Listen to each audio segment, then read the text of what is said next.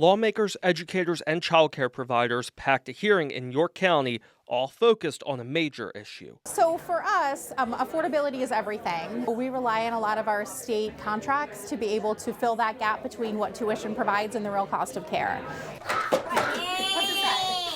Providers say rising costs, from insurance to staffing, are making it harder to keep up. Even as demand continues to grow, Republican lawmakers say regulations are a major part of the problem, arguing they're making it harder for businesses to operate. There's so much overregulation and inspection, making it more and more difficult all the time for it to be profitable for somebody to go into the child care business.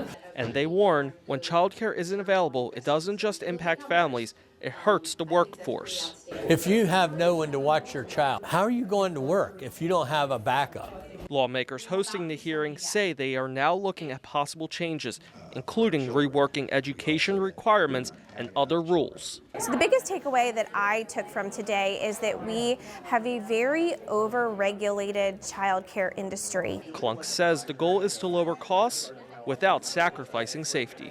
So we need to take a look at these regulations, figure out the ones that aren't working for our providers, and look at every single one and say, is this really keeping our kids safe, or is it impeding their ability to learn, thrive, and grow? For small home-based providers, the impact can be even greater, with some saying complex rules make it hard just to stay open. We have lost over 62% of home-based childcare providers in the last 10 years. And if the new regulations were to go into effect, an unknown number of closures will absolutely result. Lawmakers say this hearing is just the first step, with a package of proposed bills expected in the months ahead. Tyler Poglich, Fox 43 News. And the Department of Human Services sent us a statement saying the early learning and child care programs are an invaluable resource and a catalyst for a healthy, vibrant economy.